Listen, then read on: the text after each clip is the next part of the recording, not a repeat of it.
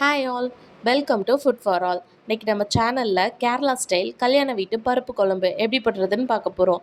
இது ரொம்பவே simple and டேஸ்ட்டாகவும் இருக்கும். ஃபஸ்ட்டு ஒரு குக்கரில் 100 கிராம் பருப்பு எடுத்துகிட்டு அதை நல்லா வாஷ் பண்ணிவிட்டு 10 நிமிஷம் ஊற வச்சு எடுத்துகிட்டு வந்துடலாம். இப்போது பருப்பு மூழ்கிற அளவுக்கு தண்ணி ஊற்றிட்டு கூடவே 10 பல் பூண்டு, 10 சின்ன வெங்காயம், 1/4 ஸ்பூன் மஞ்சத்தூள், 1/4 ஸ்பூன் பெருங்காயத்தூள் ஆட் பண்ணிவிட்டு குக்கரை மூடி போட்டு ஒரு 2 விசில் விட்டு எடுத்துகிட்டு வந்துடலாம். இப்போது இதுக்கு மசாலா ரெடி பண்ணுறதுக்கு ஒரு மிக்ஸி ஜாரில் 2 பல் பூண்டு, 1 ஸ்பூன் சீரகம், 2 பச்சை மிளகா, ஒரு கைப்பிடி தேங்காய் போட்டு கொஞ்சமாக நர நரன்னு அரைச்சி எடுத்துகிட்டு வந்துடலாம். இதை ஃபைன் பேஸ்ட்டாக அரைச்சிடக்கூடாது, கொஞ்சம் நர நரன்னு தான் இருக்கணும்.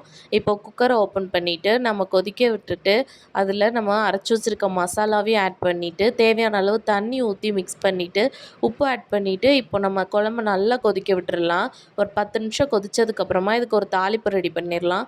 ஒரு கரண்டியில் 2 ஸ்பூன் தேங்காய் எண்ணெய், கடுகு, சீரகம், காஞ்ச மிளகாய், கருவேப்பிலை போட்டு நல்லா தாளிச்சிக்கலாம். தேங்காய் எண்ணெய் தான் யூஸ் பண்ணணும், அதுதான் இதுக்கு நல்ல டேஸ்ட்டை கொடுக்கும். மணமணக்கும் கேரளா ஸ்டைல் கல்யாண வீட்டு பருப்பு குழம்பு ரெடி. எப்படி இருக்குன்னு செஞ்சு பார்த்துட்டு மறக்காமல் கமெண்ட்ஸில் சொல்லுங்கள்.